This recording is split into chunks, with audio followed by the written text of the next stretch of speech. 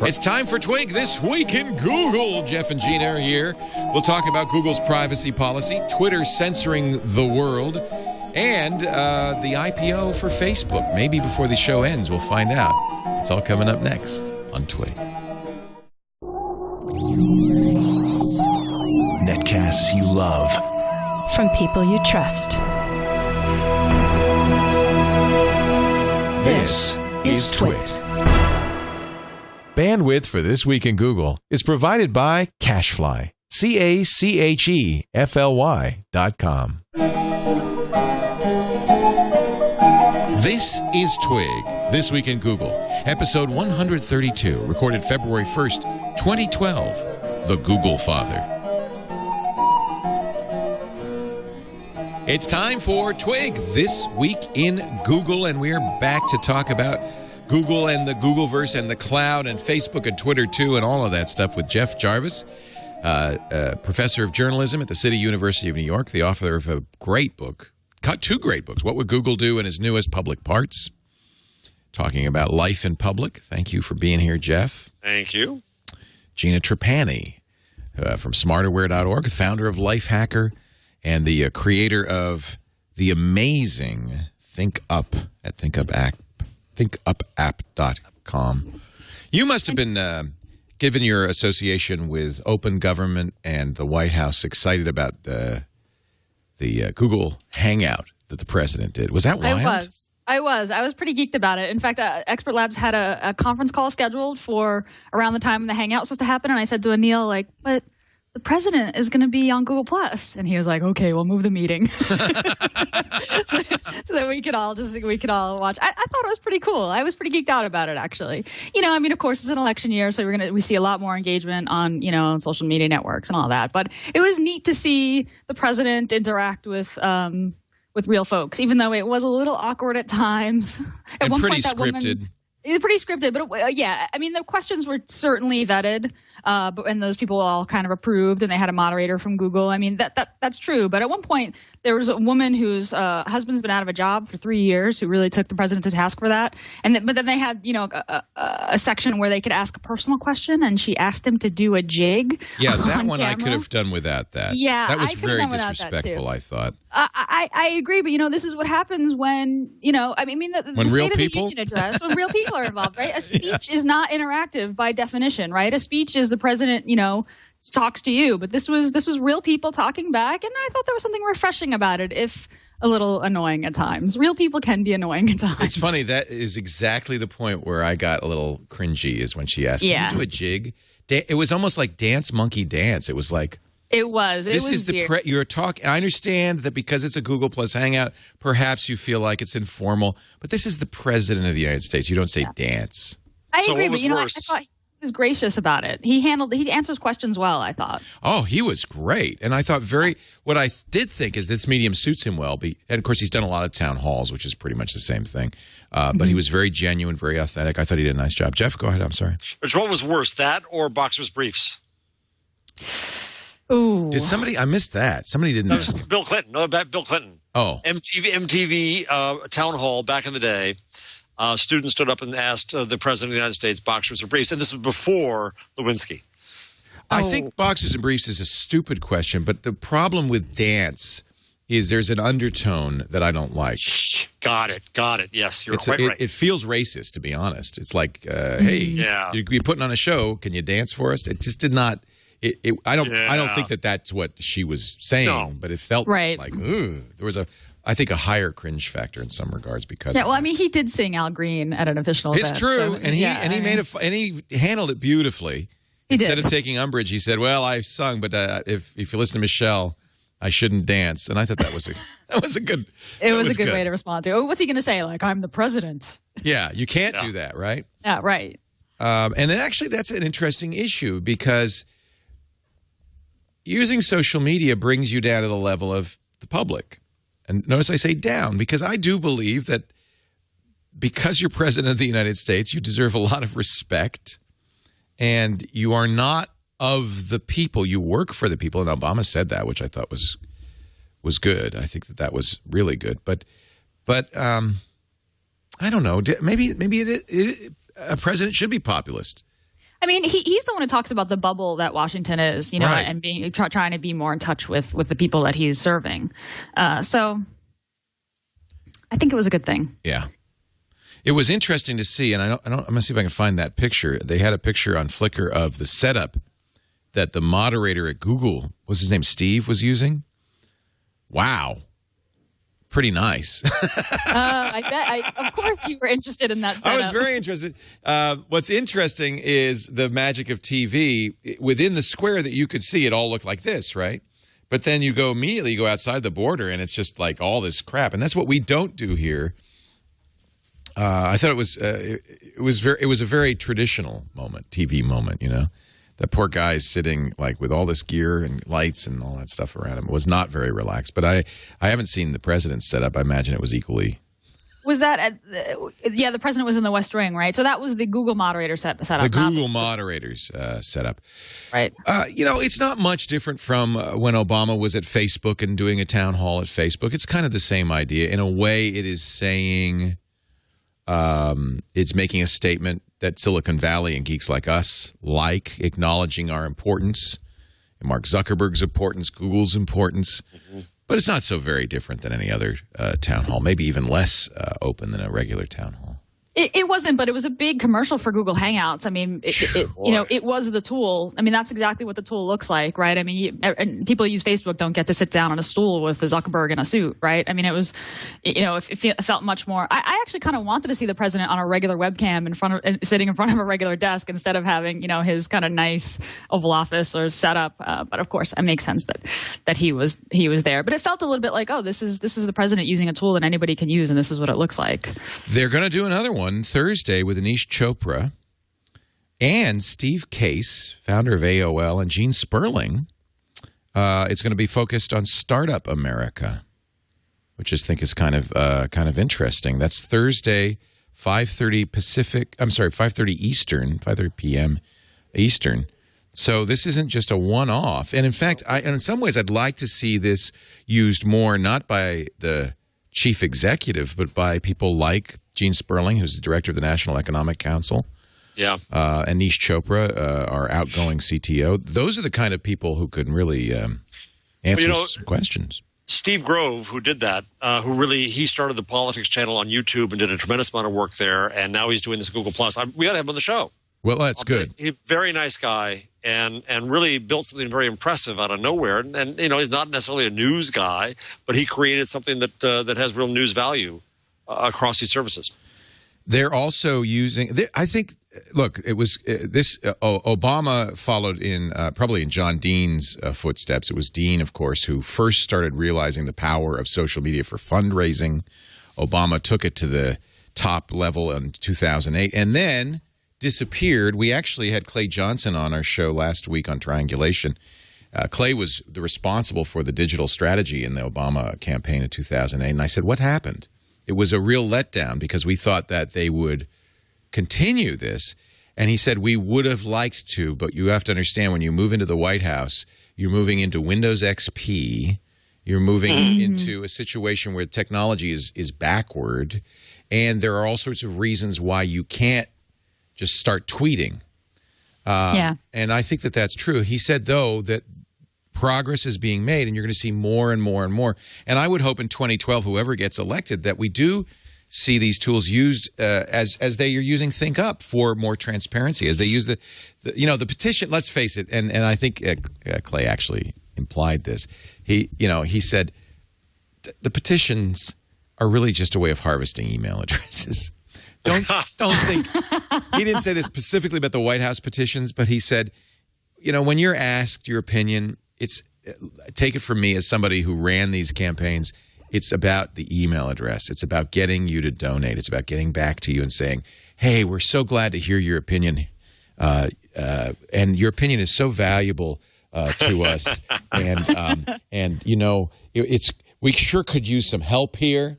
And so I think that's the problem. And we're such a cynical electorate, aren't we? I mean, that resonates. With reason.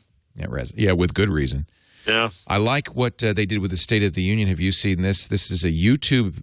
They posted a YouTube enhanced video of the State of the Union where they had the the speech on the left, they posted this early, and then on the right, graphs, charts. Yeah, this is how I watched it. I didn't watch Isn't this great? Yeah. Yeah. Now, really admittedly, this is a way of manipulating the message a little bit, because this comes from it comes from the White House. So I guess it's not from the campaign.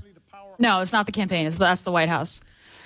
And I don't know if people make that distinction, but you should, folks. That stuff like when he's like the Google Plus account and the Twitter account, that's the campaign. Right. Right. The Michelle Obama and Barack Obama accounts are the campaign. The White House account is the White House. And so this is on whitehouse.gov. So this is the executive branch trying to give you more information and using YouTube for it. I love that. I mean, go right to the people. Disintermediate the networks, the news media. That's very interesting. Yeah, and there's a whitehouse.gov iPhone app. You could stream live the State of the Union, the enhanced version on your iPhone, which it's not the best app in the world, but it works. At Expert Labs we did analysis of activity, Twitter activity on the State of the Union, around the State of the Union, as many people did, analyzing the hashtag, the SOTU hashtag. We actually analyzed the conversations that had involved mentions of @White House or @WH Live, which is the White House Live account, which basically just live tweets speeches, sound bites from speeches, and that was really interesting to see. I mean, we had we were getting. I'm just looking at some of the numbers right now. We had a 30% increase over last year's activity. We had like 21,000 tweets come in that mentioned the White House or White House Live. That's cool. 6,200 people, unique people responded, and it was interesting. The people responded to the moment during the speech that SOTU hashtag peaked out. It's perilously close to STFU, by the way. I just they need a new acronym. It is. The spilled milk joke was the kind of moment where had the most tweets of the hashtag overall, but it was actually the mention of Lincoln and Steve Jobs that resonated with the people who are actually following White House and talking to White House directly. So I think there's a big difference between talking about an event and talking to your government. Right. That was interesting for us. And yet that kind of engagement, talking about an event, is the kind of that's the start. Engagement is what it's all about. By the way, after you go to the hangout with Anish Chopra, then you can hang out with the Giants. Yeah. They're doing their hangout. I love that. Jake Ballard, Steve Weatherford, Tyler Sash, Prince Amukamara, and then live video chat with Victor Cruz, Corey Webster, Mark Herzlich, and Henry Hynoski. It'll be just like a sports interview. So, what's the game going to be like? Well, we're going to try hard to win. It'll be magnificently meaningless, but that'll be fun. We came to win. Yeah. They came to play. You've got to think. I'm starting to see now on CNN, Circle Us, that Google Plus could be possibly because of Search Plus Your World. I have to think it has something to do with that. Here's Conan O'Brien talking about. To show you how much times have changed. Yesterday, President Obama did a live question and answer session on YouTube. This is the world we're in now. Yeah. Now, I don't know if YouTube is the best forum for the president to appear on. It seems a little less than dignified, but the president did it, and take a look. Mr. President, welcome to Google+. Great to talk to you, Steve. Mr. President, our first YouTube question today comes from a YouTube celebrity, actually, and I think he's someone that you're going to recognize. Let's take a look. This did not happen, by the way. Although it should have. Keyboard Cat on YouTube. Now, one thing, other reason I played that clip, and I think it's kind of interesting, is the kind of the confabulation of YouTube and Google+. Yes. That is another trend. Does it really? I guess it doesn't hurt Google particularly. It's still the same company. Yeah. It's all Google now. Yeah, who cares? I mean, I think that's probably a good thing for Google. Wouldn't mind that. And in fact, it rubs off a little of the magic glitter from YouTube onto Google+, right? Mm-hmm. I think so. Yeah. Here's another. Go ahead. I believe you could have watched the live stream on YouTube.com versus on Google Plus itself. So I think it's across both That's products. how I watched it. Yeah, it's the same thing. Google they're clear. They're not making a distinction between their services, Google Plus, Google, YouTube. It's all the same. And that's the new privacy policy, the whole thing. We knew that when they started the Google bar. Yep. And it just shows you how powerful that is, isn't it? Yeah, I think so. And, again, I think it's not the privacy thing is not a big deal. But there's I was on an NPR show today with Mark Rottenberg from Epic, and he's insisting this is illegal, what they're doing. And I don't know how. On what grounds? Antitrust? That they're changing. That people gave them information under one guise, and they're being used in other guise. I don't think so, but Here's as long as because this episode's already now banned from YouTube thanks to that clip. So let's just go for it. Let's just go for it. Jon Stewart on the Daily Show, his take on he calls it the Pander Express. Do you have audio? Let me rewind. You potted it down probably when I was making noise earlier. So let's try that again. You're not getting audio. Rewind. What a retro word. I know. All right. Well, I'll leave it for you to play Jon Stewart's comments. You sure, John? Huh. Can't understand why that would be the case. I had that happen to me the other day where I played a YouTube video and suddenly the sound was out and I had to refresh the page and then it played. Well, let's refresh the page. Of course, if we refresh the page, we get, once again, that fabulous 10-second commercial. Commercial, yeah. For laundry detergent. Let's see if we hear it.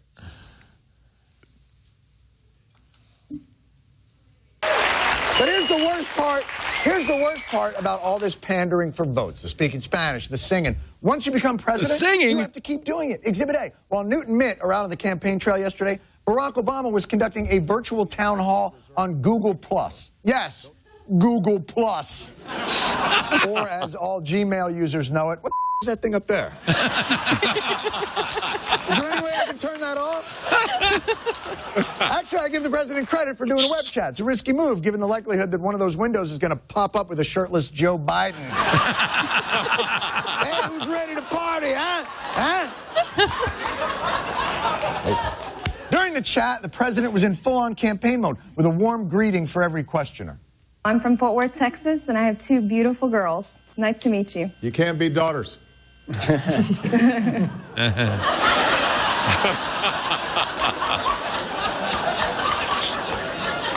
really have to remind people that they can't beat daughters. That seems odd that you would feel compelled to just, I have two beautiful daughters. Well, you can't beat them. You just can't.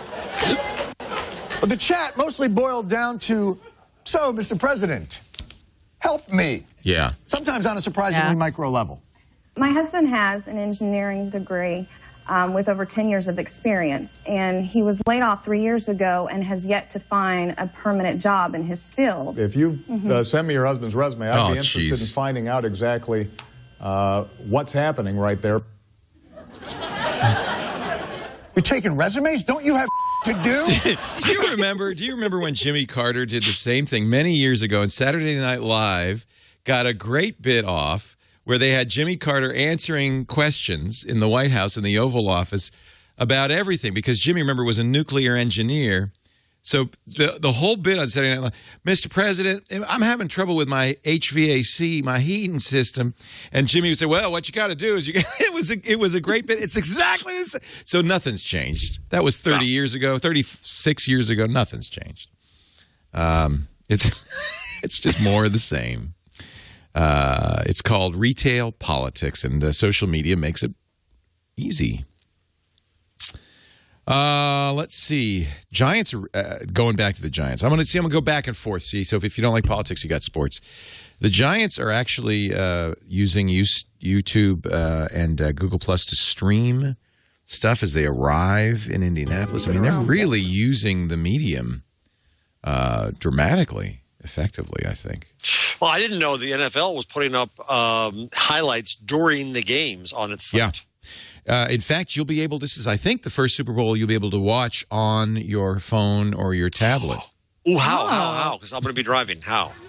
Now, this is not recommended, by the way. You're driving. I'll let my wife drive. All I'll right. let my wife drive. How? Let your wife drive. So if you're on Verizon, there's an NFL app for Verizon phones only that will let you stream the Super Bowl. Do you have a Verizon phone? You probably do. No. Oh, that's right. We made you buy an iPhone, didn't we? Yeah. We made you buy an iPhone. See if you just had that Android phone. Let's see. I think it's streaming on the web too. So if you can pull up the web, I wonder if it's Flash though. Here, let me check because it is the first Super Bowl that you'll be able to watch on live in high def online. Let me see here. NFL.com is streaming it. Smartphone, looks like you have to be a Verizon customer. That's just this year. You know, next time. Yeah. Everybody. Yeah. They get a little something from Verizon for that. I think what you should probably do right now is go to NFL.com on your iPad and see. If you had an Android tablet, no problem. But an iPad, of course, because they don't do Flash. I wonder how smart NFL is about that. Are they going to use HTML5 or are they just going to put Flash up?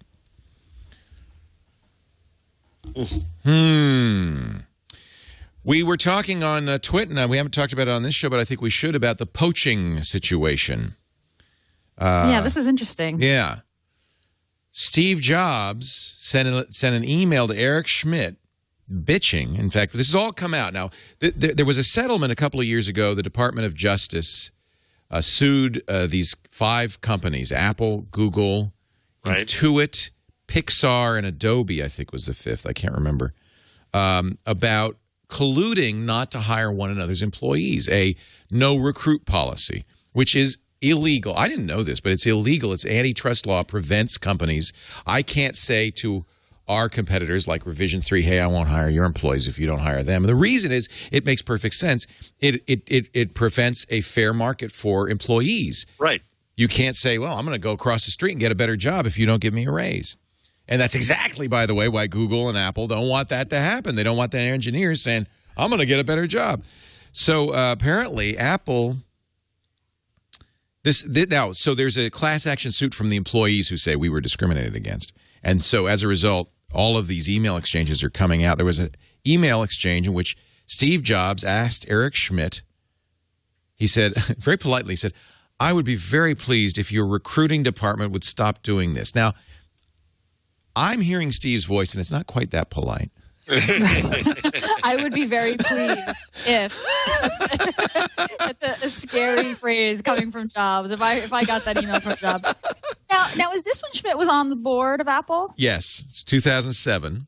And now my other question about this is there a difference between poaching employees, meaning like I'm going to cold call an engineer at Apple and like make them an offer to come to Google, and an Apple employee coming to Google or applying for a job at Google? Like, isn't this like cold calling? No. Or recruiting? No, this is straight up like we don't hire. According to these emails, they were also told if somebody comes to you from Apple and says, I want a job, you say, sorry. And there's some smoking gun emails on this one as well. But listen to this. So Schmidt took Jobs' email, passed it on to the employment department, saying, I believe we have a policy of no recruiting from Apple, and this is a direct inbound request.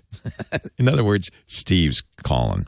Can you get this stopped? Let me know why this is happening. I need to send a response back to Apple quickly. Please let me know. Eric is jumping. Please let me know as soon as you can. They fired the Google employee who made the recruitment call. The Google staffing director wrote back to Schmidt saying, please extend my apologies as appropriate to Steve Jobs. It was an isolated incident. Jobs said, we want this firing to be public, and we want it to happen immediately. Wow. Their Pixar, same thing. Now, what's interesting is if you look at these companies, it's because of their interlocking board of directors. Google, Apple, Intuit, Bill Campbell, Apple board of director, also Intuit, former Intuit CEO. All of this is because it's the board of directors going, hey, don't worry. We won't hire him if you don't hire our guy. And it's highly illegal. They settled this a couple of years ago, but this isn't over. And when you read it, it's kind of shocking. It's also a little insight into how Eric Schmidt was kind of how far up Steve's Levi's Eric Schmidt was. Very different. He was tickling the prostate, yeah.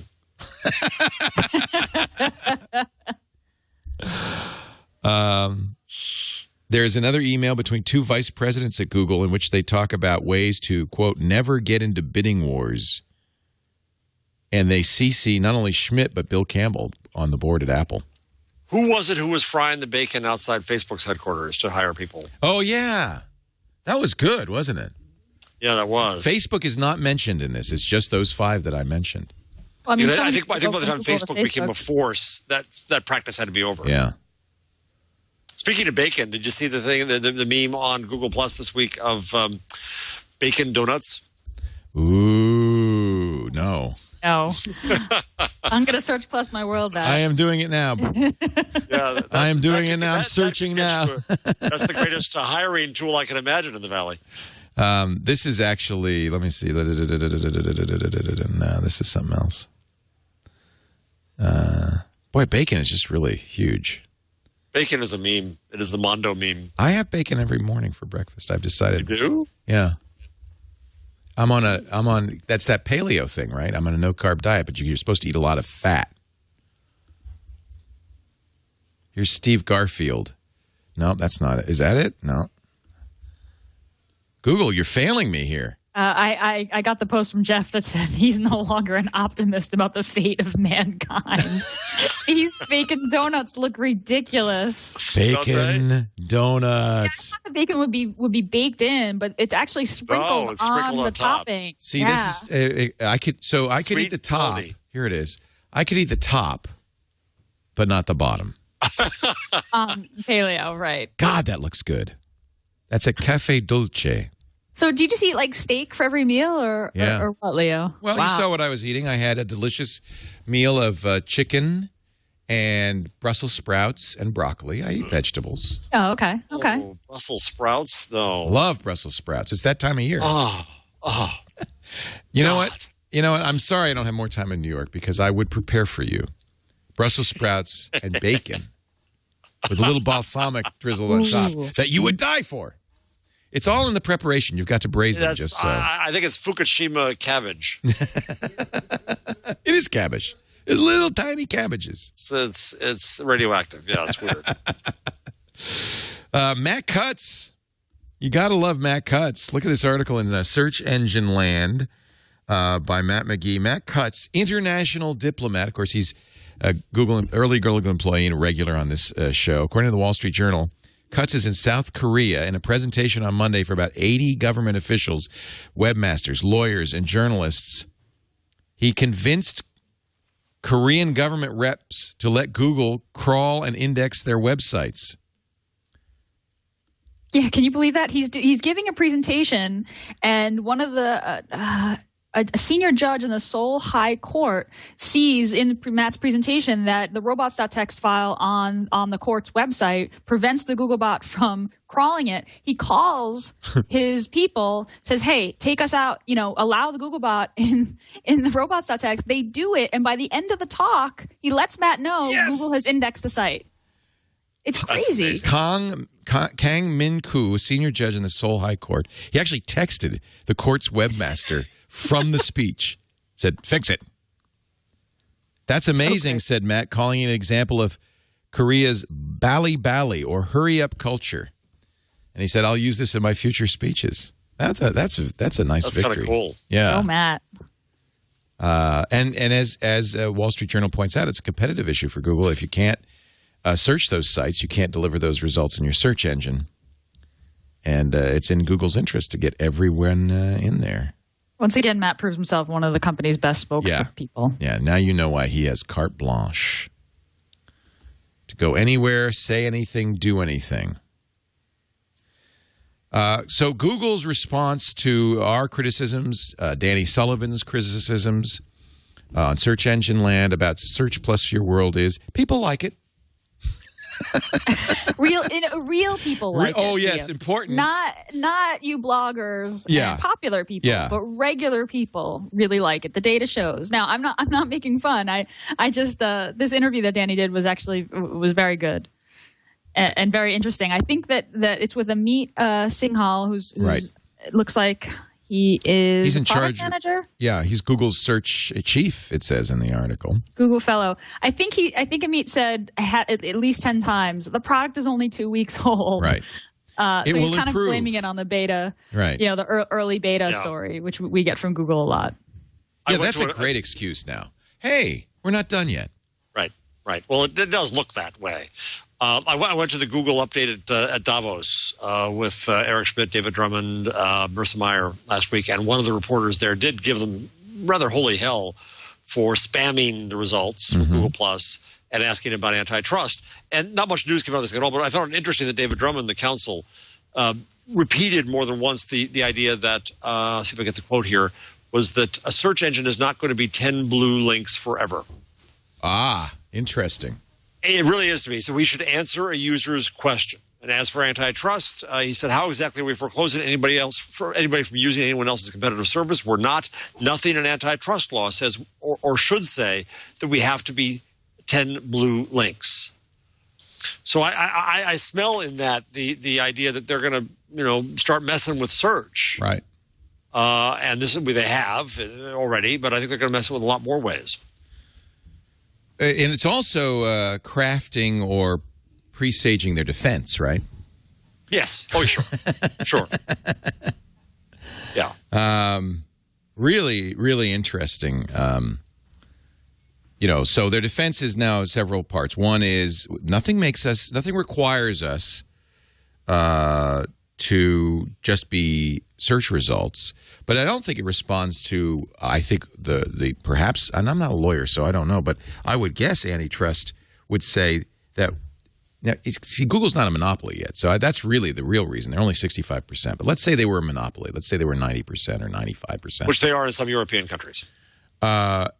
If you are a monopoly, seems to me very analogous to the Microsoft issue. If you're a monopoly, are you allowed to favor your sites in the search results? It would be like, in my mind, again, I'm not an attorney, my mind, it would be like Microsoft favoring Internet Explorer. Of course, you can use other browsers on Windows, but they got in a lot of trouble by bundling Internet Explorer in. It would be like that. Yes, of course, you could use another search engine or massage your results, but you are favoring your own product, aren't you? Leo, look at it this way. Facebook doesn't get this because Facebook is one integrated whole. If Google didn't acquire these things and add, Google Plus and add YouTube and so on and so forth, if it had been born whole, right, then it's just part of Google. The only reason that we taxonomically argue that Google Plus is different from Google Search or YouTube is different from Google Search is because they got added later. You know what I'm saying? Right. So now I'm not making this as a legal argument at all, but I'm just saying that I think that they're in a different position than their competitors are, like Facebook. Facebook obviously promotes its own stuff and only its own stuff. Right. And Google now, especially with that and the privacy stuff we talked about last week, it puts them in a more difficult position. I don't know how they're going to argue it. We'll see. Yeah, we shall see. They're not a monopoly, so right now they can do anything. Okay, so they can do anything. I mean, the thing that whether or not they can do something legally for me isn't the question. I agree, and I think I agree with MG Siegler, who said it hurts the results. That's the bottom line. I mean, the question for me is it good for the user, right? Like, is Google serving the user? And that's what Amit is saying. Users love it. Right. He's saying that it does. I really go back and forth about this. I have a really hard time believing that, given the focus on the user work. Given the idea that Google knows about the other social media presences of different of people that celebrities and popular people that you might search for, and the fact that they choose to show Google Plus over those other sites. And I get that they don't have the data. That's hard for me to believe because Google has a lot of data. They've been really successful getting data from the web for years and years, and I just. No, I have a hard time with it. So I mean, I think whether or not they can really isn't the question that bothers me about it. It's whether or not they should. Sure. I asked them about the Twitter fire hose as well, and they lamented that they believed that they had a really good deal before. Marissa made that deal originally. They said they wanted the deal to happen.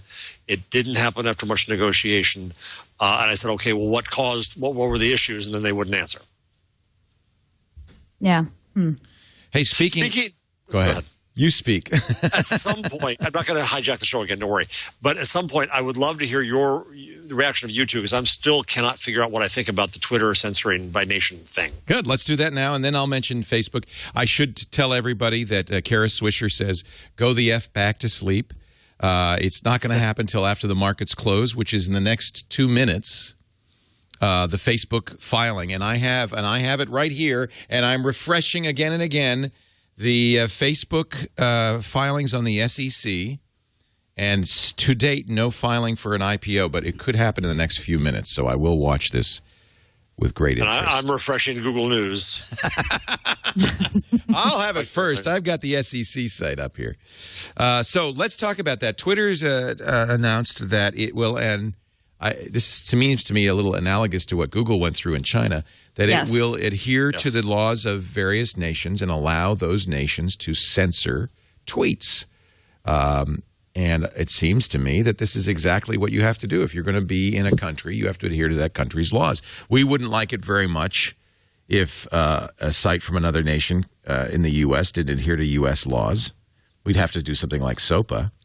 And similarly, you know, if you're in Germany or France, for instance, it's illegal to tweet Nazi propaganda, right? Right. Yeah, I talked to somebody from Google about this, and I tried to understand on a level of principle here, which is what I don't quite understand about the Twitter thing, the analogy to Google, and was told that in France and in Germany, they are given a list of sites by the government. These are illegal sites. Block them. Right. Don't link to them. Whereas in China, I said, okay, what's the difference between that and China? In China, they were never given a list, and so they would actually crawl to find out what they couldn't serve. That's tough. And that's what they put up. So it became a dirtier thing in their view. And so Google was censoring things kind of on its own under the presumption of what China was doing. And it sounds like a fairly fine line, but there's still a line there somewhere. The Twitter thing got two, drastically different reactions. And I really don't know. It's a rare moment when I say I don't know what to think about it, but I don't. On the one hand, slippery slope of censorship. You're doing the government's bidding, blah, blah, blah. But you're right, Leo. In a given country, what are you going to do? However, they're not in China. Is this a way cynically to get them into China is the negative argument. The positive argument is, as far as I can tell, that's interesting. No. Right. So that's the problem. Is this just a cynical move to get you in? And I was with some Chinese activists who were absolutely irate about this, were very unhappy. Even though they don't have Twitter now, they felt that it was pandering to the government. On the other hand, the tweets that don't appear in country X will appear in the rest of the world. Yeah. So is that, as someone put it, and I wish I remember who, I think it was Read Write Web, said, or Reuters said it was a gray box of shame, not for Twitter, but for the governments, that then becomes publicized around the world. And I just cannot get my head around whether this is a good or bad move.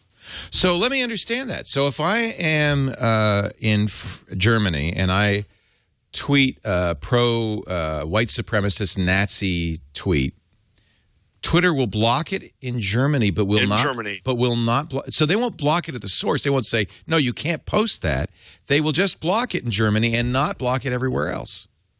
That's what I understand. I could be wrong. Chat room, please correct me. And also, I don't know if we know. I mean, that's kind of it. We don't know. Yeah. Part of what Google what this Google executive was saying too was that if they did it on words, that would be a bad thing. If they just preemptively wouldn't let you publish certain words, that would be a bad thing. And I certainly agree with that. I think censorship at all is bad. Well, we know now that you should never tweet the words "Destroy America."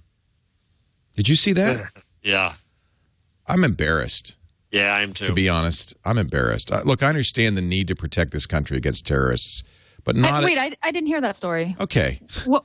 2 British tourists, Lee Van Bryan and I guess his girlfriend, coming to the U.S., Emily Banting, tweeted... this guy, Lee, tweeted, Melissa, free this week for a quick gossip prep before I go and destroy America. Somebody tipped the Department of Homeland Security When the pair arrived at LAX, they were detained by armed guards. He was handcuffed and thrown into a cell with Mexican drug dealers for 12 hours, flagged as a potential threat to our shores, and then prevented. They were both prevented.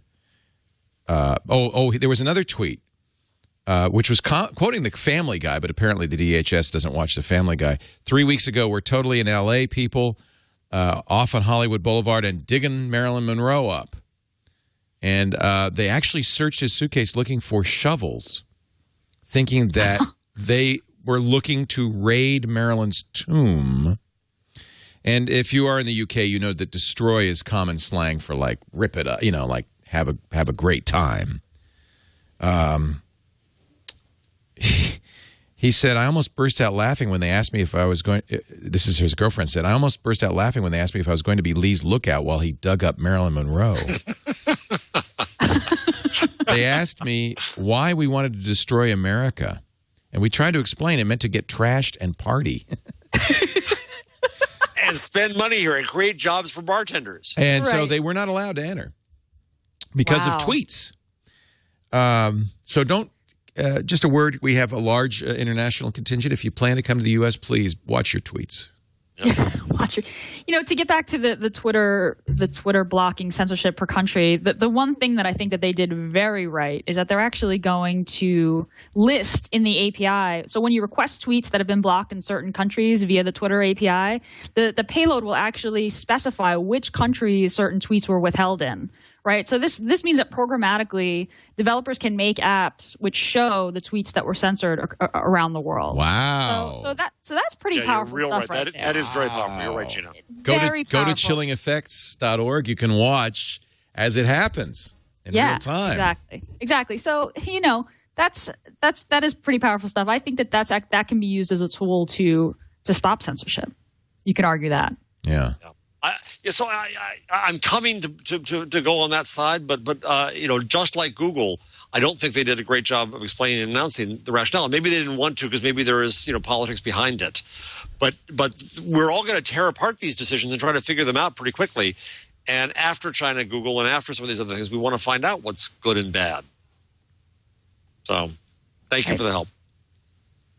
I think that it's the reason Google stopped being in China. You have to adhere to the laws of the country you operate in. I mean, I understand that that's not, that seems reprehensible to us in this country because we supposedly support free speech. Apparently not, but supposedly support free speech. But I think the company has to have principles, and it has to state what those principles are. So Facebook, if Facebook gets to the point, and they've had talks with China, if they say at some point, okay, we're going into China, and yes, we'll require real identity, and yes, we'll pass that on to the authorities. Does that make Facebook evil? Yeah. And so, we're going to expect these companies to say what their principles are in these activities. That was the issue with Google in China. I think making the API is a very good, clear statement. Very good. Yeah. Saying, all right, we'll comply with the laws of the country, but we'll do it in such a way that it's completely transparent to everybody else. Is perfect. That's a great response, I think. Yeah, I didn't think that got as much coverage as it should. I like it. Yeah, the fields are withheld scope, withheld in countries. So something withheld in Greece, Hong Kong, and Malaysia would say withheld countries, GR, HK, MY. I would say let's generalize from that's a great rule of thumb, that you follow the laws in the country that requires it, but that you also support the free flow of information everywhere else. Right, and you're completely transparent about what you've held back and where. I think that's a pretty good solution. Mm-hmm. Now, of course, you couldn't do that in the United States if you got one of the secret subpoenas here. Right. Mm.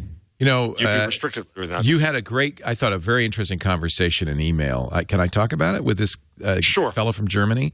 Yeah, just where he doesn't want his ID out. So no names. But what at first I thought was a flame, to be honest, mostly because of the subject line, was really a very thoughtful piece about because as we all know, Jeff, who is an honorary German and spends a lot of time in Germany and speaks German, has talked a lot about how this obsession for privacy in some ways in Germany, and He said, well, you know, look at the Patriot Act. Yeah, he's right.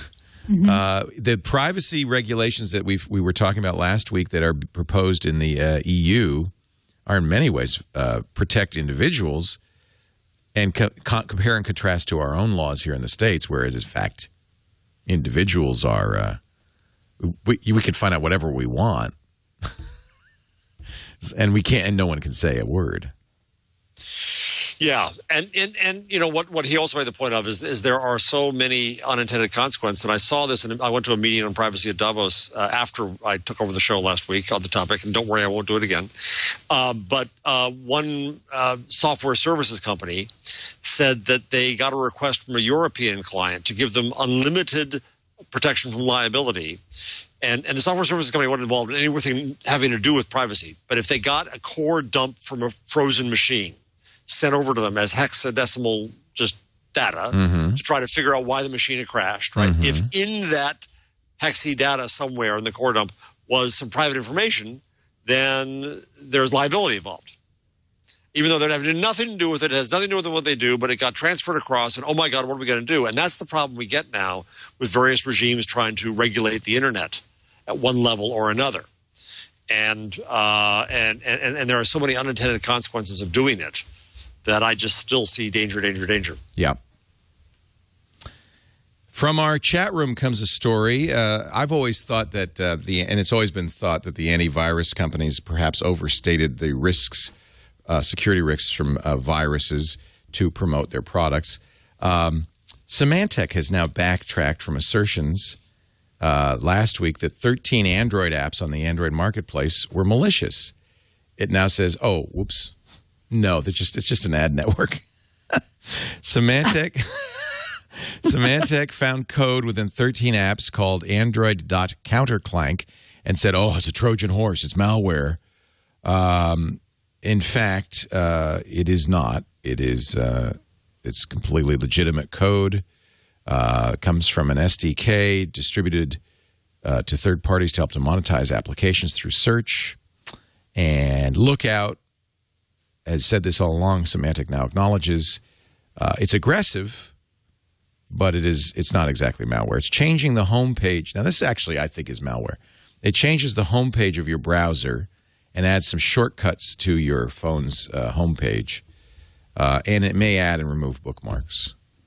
So it sounds kind of malicious. I'm not calling it a Trojan horse, but it is a little something you don't want on there. Yeah, it sounds like crapware. Crapware, thank you. The technical term. The technical term is crapware. Teenagers now may use Google+. I didn't know they couldn't before. You had to be 18, 21? Yep. So this is definitely a nod to Facebook, right? If you want teenagers, that means you want the Facebook. Yeah. Started on Thursday. Teens and young adults, says Bradley Horowitz, are the most active internet users on the planet. And surprise, surprise, they're also human beings. Those of us who are the parents of teenagers might dispute that. But minors can now use Google+, but there are some security changes that Google+ has implemented with that in mind. And I presume not below 13, right? Yeah, I would guess because of the COPA, 13 is the key. Anybody who's old enough for a Google account of any sort can get Google+. That means 13 years old in the U.S., in Spain, 14, South Korea, 14, the Netherlands, 16, 13 almost everywhere else. Just like Facebook, 13 and up. So they're going to change. Online sharing is still second rate for this age group, he says. In life, for instance, teens can share the right things with just the right people. So I guess they're limiting the circles. They have to share to their... Well, you can't share to public? Yeah, some of the defaults are different. I'm not. That's a good question. If you can't share by default, only those in teens' circles can say hello to those teens. So I guess it's not outbound; it's inbound. So okay, well that's appropriate. In fact, I'd like that.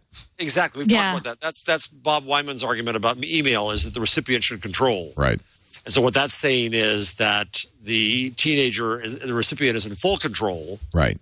And will not get stuff from unwanted people. That's not you're right. That's not a bad. I want that. 17. Yeah, it sounds like a good feature. Actually, you can't. That feature is a click away for everybody and for teenagers too. And if you're if a teenager is in a hangout that someone who is not in their circles joins, the teenager automatically gets booted from the hangout with a little not booted, but there's just a little. They go off camera and there's a notification. Hey, someone else has joined. Do you want to rejoin? So it's kind of interesting. Wow. I guess that's okay. I don't mind that. Stranger alert. Yeah, exactly. Yeah, which is Dana Boyd's argument. We've made every adult dangerous. Yeah, I don't like that, but I guess. But they got to. It's kind of cover their butts. A minor. There's a higher likelihood of penises on webcams, don't you think? Yes. I mean. Yes. Look at Joe Biden. Sorry to put it that bluntly. No, I'm joking. That's a joke. Joe Biden has never showed his penis on a webcam, to my knowledge. Shirtless Biden. Shirtless. That was funny. That was funny. He is good. Funny. I like Joe Biden. He's never done that. I'm looking. There's still no filing from Facebook. The markets are closed now, so maybe they will. But Edgar search results on the SEC site for Facebook show nothing. I think that did they say that what would be the clicker? What do they call it? The clicker. Right. The code. Ticker symbol. The joke here was FBO, like poke. Huh? Like or poke? Poke would be good. Yeah. Would you? I think FP Zuck would be very good. FP is available on all exchanges. So FP. Do we even know whether it's NASDAQ or NYSE? No, we don't. You know that they bid both NYSE and NASDAQ try very hard to get those guys on there.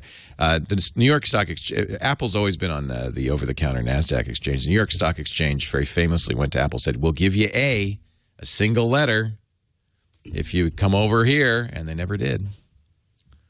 A lot of value in this Facebook. I don't, and I'm pretty sure you guys don't buy tech stocks. No, actually, you do. No. You do. I do. You do, I've Jeff. been transparent about it, yeah. In fact, I chose to buy a little Google so I had some skin in the game. Yeah. Just so I'd watch them. So would you buy some Facebook? Would you try to get in on this? Well, I'm not going to get on the IPO, but at some point I would like to buy some Facebook. It occurred to me, I wrote a piece for The Guardian, I think it'll be up tomorrow, and it occurred to me that Facebook has a staff the size of a large newspaper, which at most might have 1 million audience. And, of course, it serves 1 billion people. It's a pretty damn good business. Yeah. It really is. It's so darn efficient, and the engagement is so high, and the data value is so high. And even I saw Nikesh Arora from Google at DLD in Munich before Davos last week, and he was talking about how we move from the information age to the people age. This is Google talking. It's Google talking. Yes. And that to me puts Facebook in a rather preeminent position strategically. Now, the irony is, of course, I don't actually use Facebook as much as I used to. But that's just me, and I have gray hair. That's just you. It is. Everybody else uses it 10 times more. You know, I had a really interesting conversation with my 17-year-old son last night in which he was very clear that Facebook's intent was to get him and all his friends to not use the internet, just to use Facebook. He said, oh, yeah. I said, because you don't use email. I said, I send you email. You never see it. He said, you got to Facebook me. He says, everybody uses Facebook messaging. He says, everybody's using Facebook for IM, for Skype. Facebook has its own currency. How long before Facebook currency is a global world currency that supersedes the dollar and the euro? And finally, right now, Facebook doesn't sell much. We both agreed that we still would go to Amazon to buy something, but how long before you buy everything on Facebook too? I'm sure Mark will launch that. Well, that goes back to the vision of Beacon and of Blippy and things like that. Is when you know what your friends buy, right? Let it all powerful. And of course, we got 800 million users who spend all their time on Facebook. We had a great discussion on TWiT on Sunday. Jolie Odell averred, I'd be curious what you guys think, that if Facebook did not exist, we would all be using the internet less. And I said, well, how much less? She said, well, let's say 20%. They're maybe not 100%, but a significant less amount of time spent on the internet if it weren't for Facebook. And I said, if Facebook didn't exist, we would have had to invent it. Something would have done that. Maybe. When you're on Facebook, are you actually on the internet? And I'm being a little facetious. But well, that was what Jennifer. Okay, so we're having this conversation. My wife's at the table as well. She said, well, Facebook and you have to use the internet to use Facebook, right? I said, yeah, well, you're still on the internet, but you're in Facebook's little walled garden of the internet. Yeah, I feel pretty passionate about keeping the web decentralized and not spending all your time within certain walls. The idea of a Facebook currency superseding, that's just deeply depressing to me, personally. But don't you think it could happen? If they start selling stuff, they've got Facebook credits, Facebook currency already. Oh, yeah. Facebook currency probably has a better chance than Bitcoin. Right. But I've been seeing those Facebook currency gift cards at like Target. They sell them. They sell them at stores for a while. But I never hear anything about it. Are people actually using it? I just don't see a lot of stories about it. Just kind of in tech news. Or are kids buying these and using them? Yeah, they use them for like Farmville and stuff. But right now, I don't think there's much you can use it. But what if they started selling real goods on Facebook? And this is more Facebooky. They did a deal with Amazon, let's say. Well, I think Facebook is going to, Facebook and Google both know where we are, and and local commerce, I think, is going to become a matter of instant gratification at a premium, and otherwise commerce is consolidated and distributed from a distance. Amazon. And so they're both going to try to tell us that thing you want, here's the best way to get it. You can get it right now here. You can get it whenever you want there. And Amazon, I don't know. If I were Amazon, why wouldn't you? Why wouldn't you? See, this is where Facebook has this great negotiation. All we want is for people to there's two things we want at Facebook. We won't charge Amazon. All we want is for people to live in Facebook, and we just want the signals back. We just want to know what they buy. Yes, that's all we ask. Now, I don't think I think that's valuable. Everybody knows now how much, and that's why Apple would not do a deal with Facebook. That's what happened to Ping, supposedly, is Apple said you can't have that information, and Facebook said, well, that's all we ask. But how long before the value of living on Facebook becomes so great that it's worth it? Well, Facebook and Google are both, I've said it a million times in the show, that they're both in a signal generation.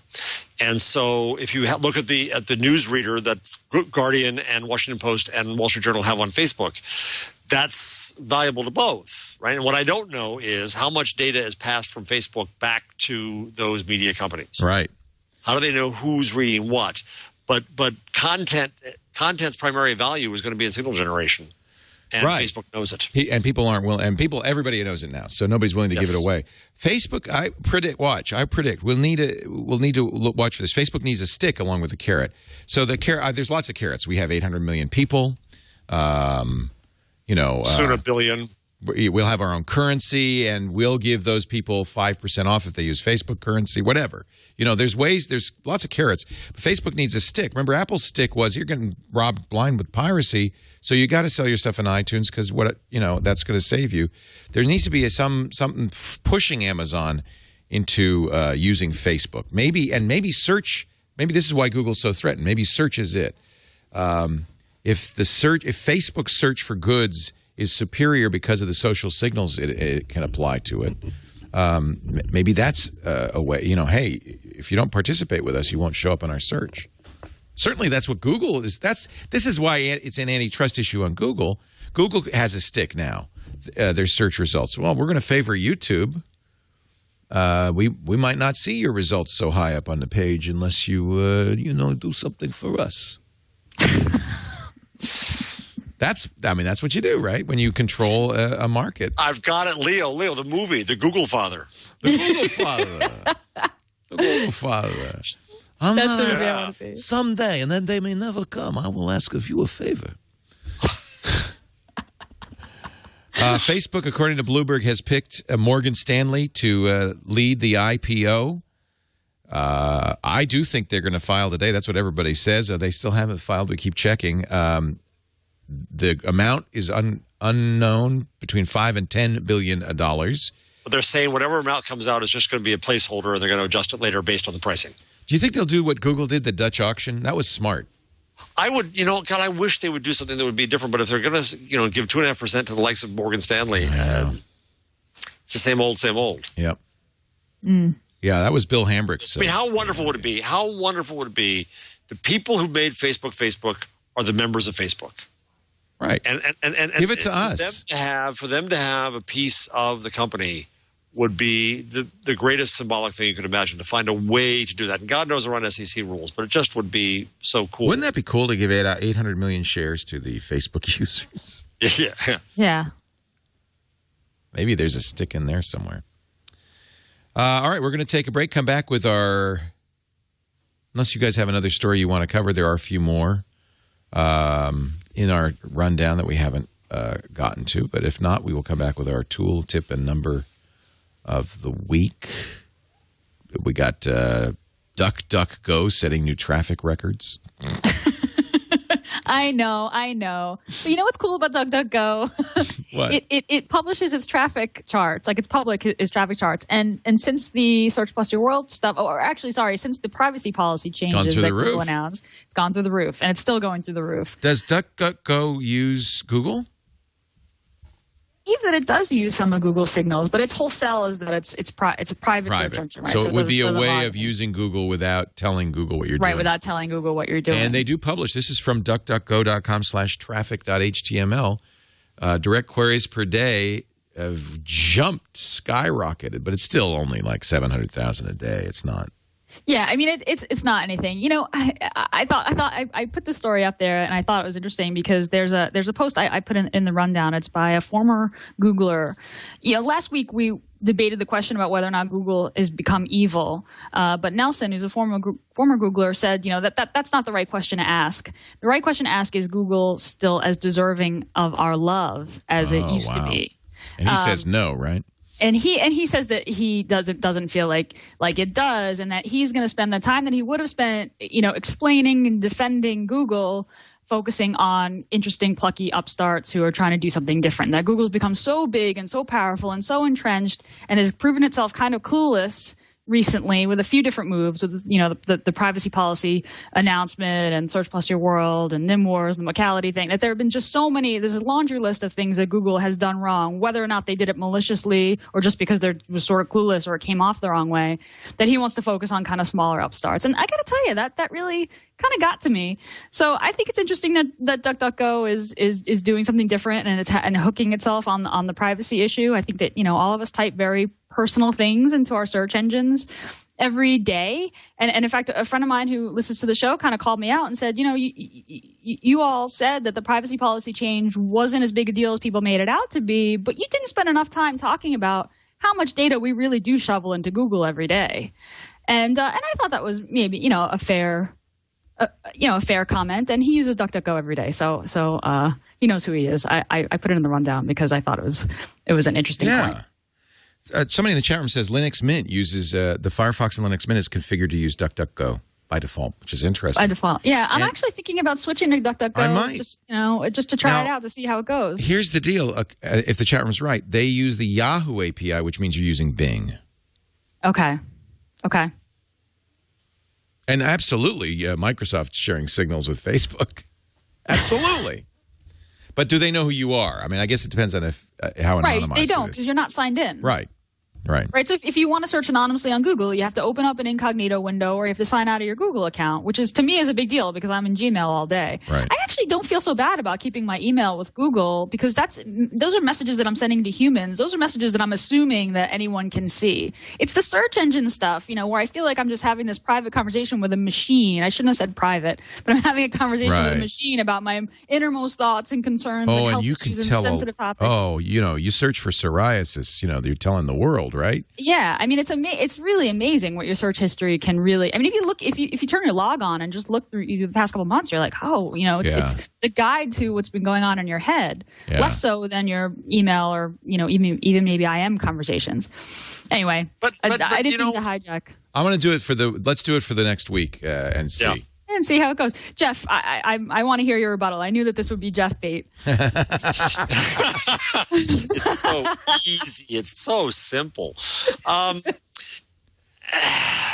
So what if you have psoriasis? I mean, I guess come back to that. You could. I was on an NPR show this morning, and some woman had type 2 diabetes, and she got mad that they were giving her ads. And I'm kind of saying, okay, but why? What's the harm to you that they give you ads that might actually be useful and relevant? We're still in this world of creepiness. Like, why? I don't want people taking my picture.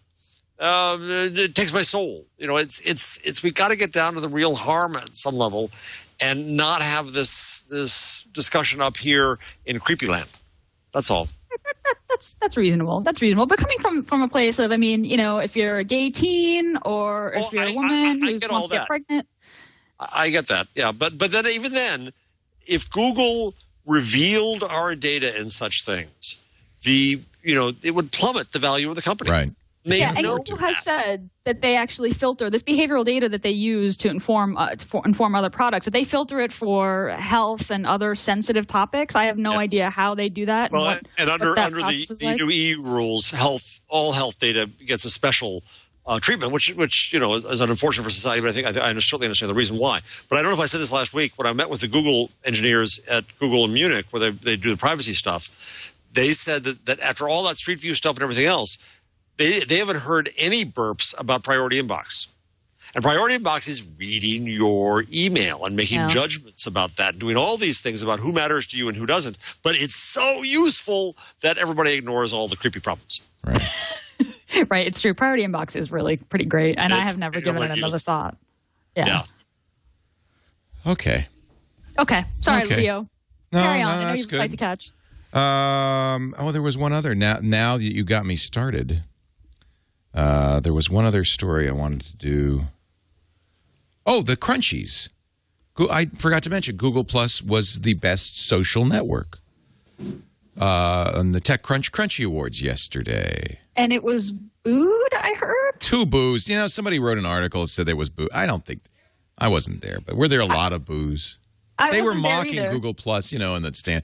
Why would you boo Google Plus? Well, I know, but I thought it was interesting that they were mocking it during the the monologue or whatever, and then it won the award. And then I read this article that said that there were boos. I was like, wow, Google Plus is really the butt of jokes in the Valley. Well, listen to what the competition was in best social application: Facebook Timeline, Instagram, the new Twitter, or Path. I mean, Google Plus in that group. I think Google Plus is pretty impressive. Yeah. Yeah.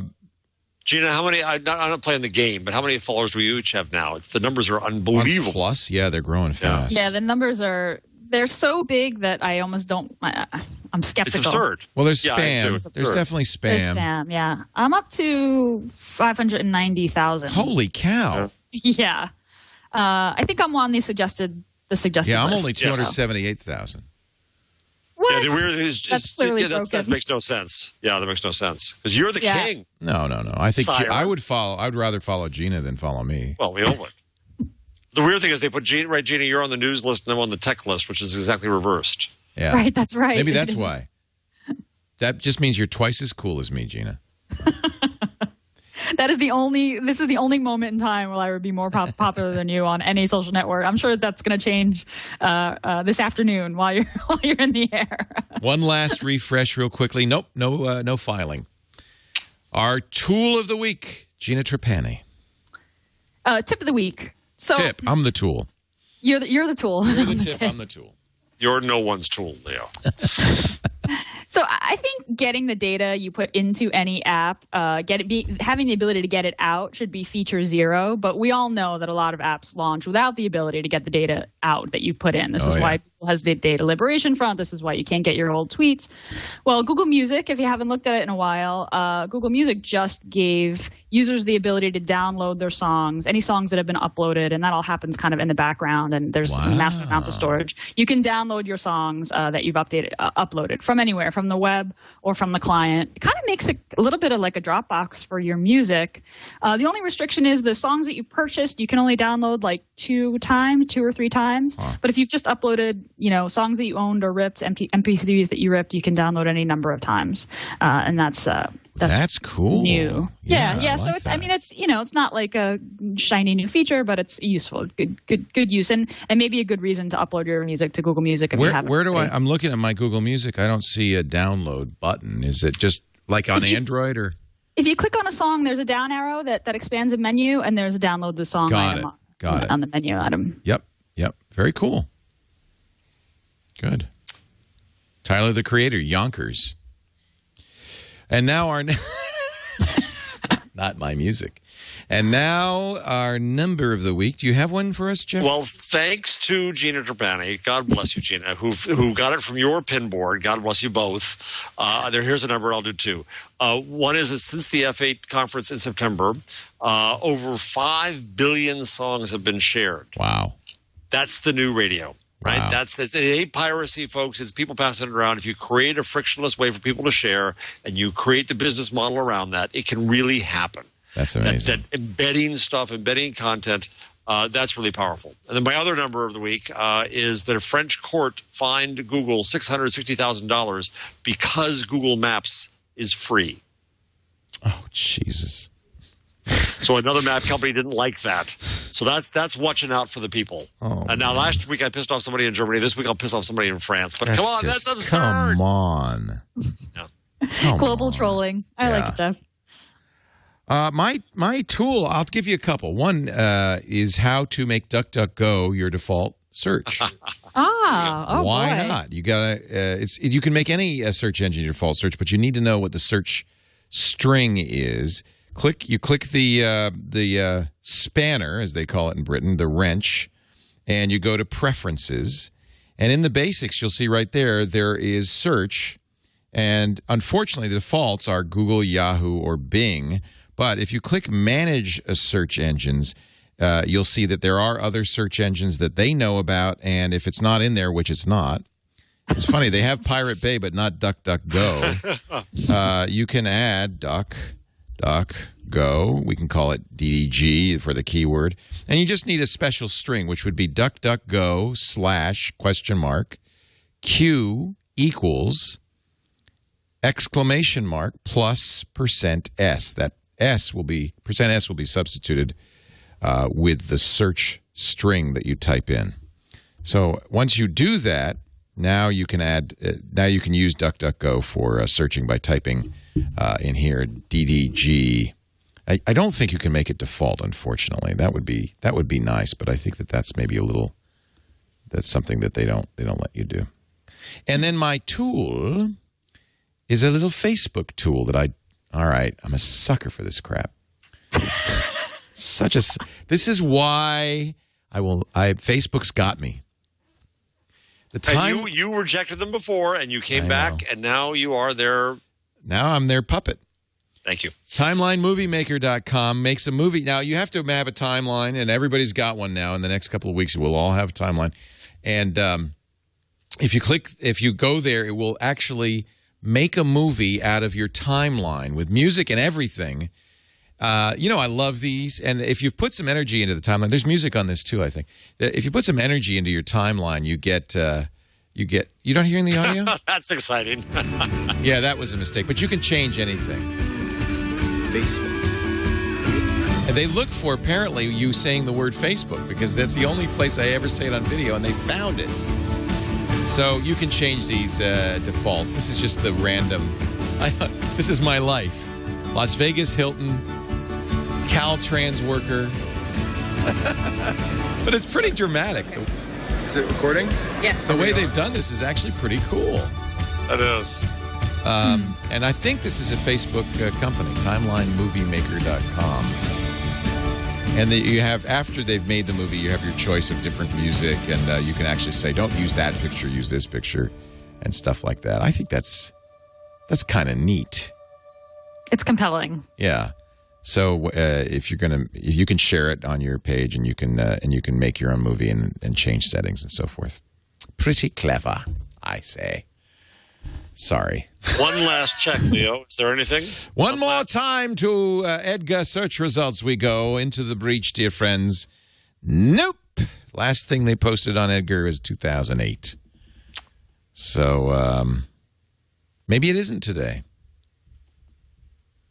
You did see Loic Lemur posting on Path saying, I asked Sheryl Sandberg at WEF. I congratulated her on the IPO, and she just smiled. But he says the smile was the kind of wide smile you'd make when you're going to be a billionaire in about. How much is she probably already worth? Oh, my God. Well, she has some stock, right? I presume. That's why. I mean from Google. Oh, from Google, yeah. Hey, you know, you can always, another billion, it's always welcome. Good for Sheryl. She does good work. I'm envisioning the Sheryl Sandberg Scholarship, but that's just yeah, there you go. Oh, yeah. There you go. Yeah. Let's see it. That'll happen. Yeah, let's see. You know, I actually really is starting to admire Bill Gates. He's he did an interview I just read, and where he's really putting. He says, my kids will inherit nothing.